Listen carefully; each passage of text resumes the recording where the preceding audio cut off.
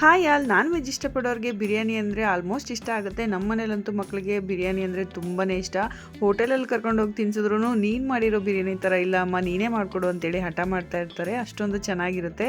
ಹಾಗಾಗಿ ಇವತ್ತು ಬಾಸುಮತಿ ರೈಸಲ್ಲಿ ಬಿರಿಯಾನಿ ಮಾಡೋಣ ಅಂತೇಳಿ ಮಾಡ್ತಾ ಇದ್ದೀನಿ. ಮೊದಲನೇದಾಗಿ ಚಿಕನ್ನ ಮ್ಯಾರಿನೇಟ್ ಮಾಡ್ಕೊಳ್ಳೋಕ್ಕೆ ನಾನು ಮೊಸರು, ಶುಂಠಿ ಬೆಳ್ಳುಳ್ಳಿ ಪೇಸ್ಟು, ಧನಿಯಾ ಪುಡಿ, ಖಾರದ ಪುಡಿ, ಬಿರಿಯಾನಿ ಪೌಡರು, ಅರಿಶಿನ ಪುಡಿ, ಗರಂ ಮಸಾಲ, ಕಸ್ತೂರಿ ಮೇಥಿನ ಹಾಕಿ ಚೆನ್ನಾಗಿ ಮಿಕ್ಸ್ ಮಾಡಿ ಎತ್ತಿಟ್ಕೊಳ್ತಾ ಇದ್ದೀನಿ.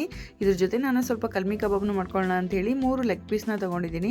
ಇದನ್ನು ಕೂಡ ತುಂಬ ಸಿಂಪಲ್ ಆಗಿ ಮಾಡ್ಕೋಬಹುದು. ಟೇಸ್ಟ್ ಅಂತೂ ಸೂಪರ್ ಆಗಿರುತ್ತೆ. ನೀವು ಕೂಡ ಒಂದ್ಸತಿ ಟ್ರೈ ಮಾಡಿ. ಇದನ್ನ ಮ್ಯಾರಿನೇಟ್ ಮಾಡ್ಕೊಳ್ಳೋಕೆ ನಾನು ಜೀರಿಗೆ ಪುಡಿ, ಪೆಪ್ಪರ್ ಪುಡಿ, ಗರಂ ಮಸಾಲ, ಧನಿಯಾ ಪುಡಿ, ಖಾರದ ಪುಡಿ, ಶುಂಠಿ ಬೆಳ್ಳುಳ್ಳಿ ಪೇಸ್ಟು, ಸ್ವಲ್ಪ ಮೊಸರು, ನಿಂಬೆ ಹಣ್ಣನ್ನು ಸೇರಿಸಿ ಚೆನ್ನಾಗಿ ಮಿಕ್ಸ್ ಮಾಡಿ ಫ್ರಿಜ್ಜಲ್ಲಿ ಎತ್ತಿಟ್ಕೊಳ್ತಾ ಇದ್ದೀನಿ. ಇನ್ನು ಈ ಥರ ಬಿರಿಯಾನಿ ಮಾಡ್ಕೊಳ್ಳೋಕೆ ನಾನು ಈರುಳ್ಳಿನ ಸ್ವಲ್ಪ ಜಾಸ್ತಿನೇ ಹಾಕೊಳ್ತಾ ಇದ್ದೀನಿ. ಸ್ಲೈಸ್ ಆಗಿ ಕಟ್ ಮಾಡಿಕೊಂಡು ಕೆಂಪಗೆ ಹಾಕೋ ತನಕ ಹುರ್ಕೋಬೇಕಾಗುತ್ತೆ.